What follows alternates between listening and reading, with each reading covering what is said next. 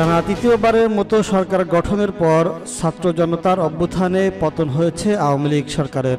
ইতিহাস গড়ে সরকার প্রধান শেখ হাসিনা ছোট বোন রেহানাকে নিয়ে ভারতে পালিয়ে গেছেন, যে কারণে আওয়ামী লীগের দলীয় কার্যক্রম কার্যত বিলুপ্ত হয়ে গেছে। দলীয় সংকট নিরসনে আগামী 15 আগস্ট শোক দিবসকে লক্ষ্য করে দলটি রাজপথে নামার সিদ্ধান্ত নিয়ে বিভিন্ন প্রচারণা শুরু করেছে।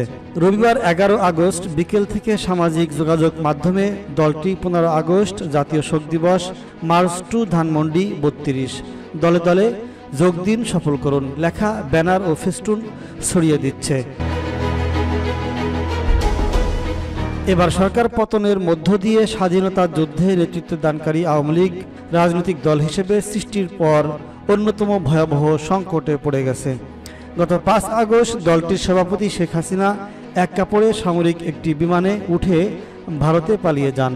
তার আগে থেকে দলটির সাবেক ও বর্তমান অনেক এমপি, মন্ত্রী এবং শুভাকাঙ্ক্ষী দেশ ত্যাগ করেছেন। সরকার পতনের পর অনেকেই পালাতে গিয়ে আটক হয়েছেন।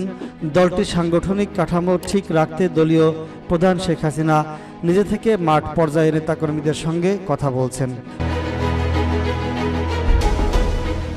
সবাইকে 15 আগস্ট রাজধানী ঢাকার ধানমন্ডি 32 নম্বরে জাতীয় শোক দিবসে অনুষ্ঠান পালন করার কথা বলেছেন। এছাড়া গোপালগঞ্জের জেলায় টুঙ্গিপাড়ায় শেখ মুজিবুর রহমানের সমাধিতে শ্রদ্ধা নিবেদনের জন্য বড় জমায়েত করতে স্থানীয় নেতাকর্মীরা উদ্যোগ নিচ্ছেন। এজন্য স্থানীয় নেতাকর্মীদের সঙ্গে কথা বলেছেন শীর্ষ নেতারা। গোপালগঞ্জ জেলা আওয়ামী লীগের এক নেতা বলেছেন, দলের সভাপতি ও সাধারণ সম্পাদক সহ অনেকেই এখন পলাতক রয়েছেন।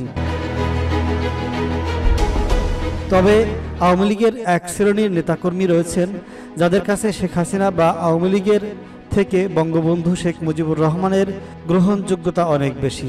এই সমর্থক গোষ্ঠী 96 এর পর থেকে আওয়ামী লীগের সঙ্গে নেই। মূলত তারাই বঙ্গবন্ধুর প্রতি শ্রদ্ধা জানাতে 15 আগস্ট জড়ো হবেন টুঙ্গিপাড়ায়। তিনি আরও বলেছেন, যেদিন বঙ্গবীর কাদের সিদ্দিকী তার দলবল নিয়ে আসবেন বলে আমরা জানতে পেরেছি, গোপালগঞ্জবাসীর কাছে বঙ্গবন্ধুর আদর্শের যে কোনো দল বা ব্যক্তি গুরুত্বপূর্ণ অতিথি। যারা 15 আগস্ট টুঙ্গিপাড়া আসবেন তাদের যত্ন ও অতিথিয়তায় আমরা কোনো ভুল করব না।